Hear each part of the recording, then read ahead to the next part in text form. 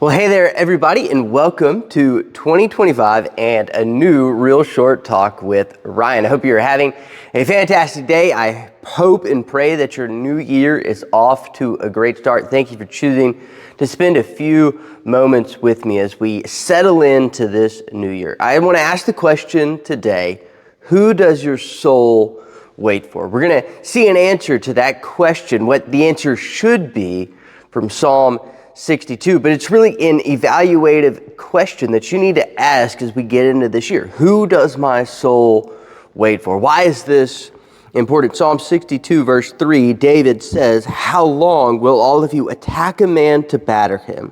Like a leaning wall, a tottering fence.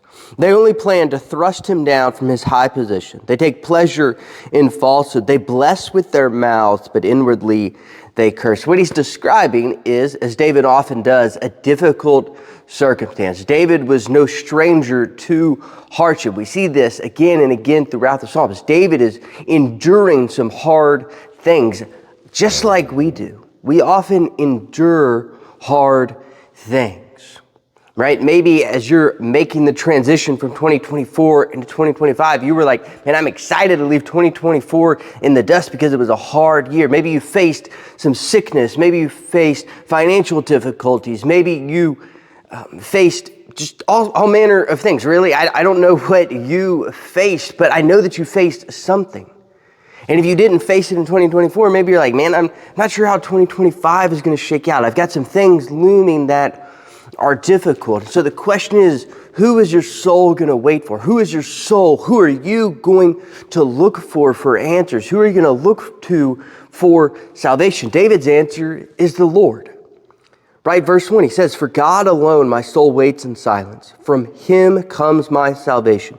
He alone is my rock and my salvation, my fortress. I shall not be greatly shaken." Because the truth is, our soul can choose to wait for all manner of things. And when I ask that question, your soul waiting, it's who do you look for deliverance?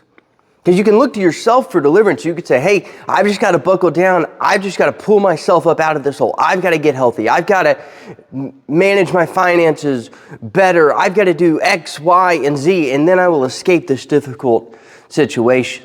Or you can say, hey, I need to look to somebody else. I got to do what this person says, and this person's going to be my anchor, and they're going to rescue me, and this, and this, and this. And we can look in all of these different directions, looking for an escape, looking for answers, looking for a way out of our circumstances.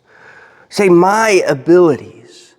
But the truth is, none of those things are going to help us. None of those things can deliver us the salvation that we are looking for. Who can deliver it? The Lord.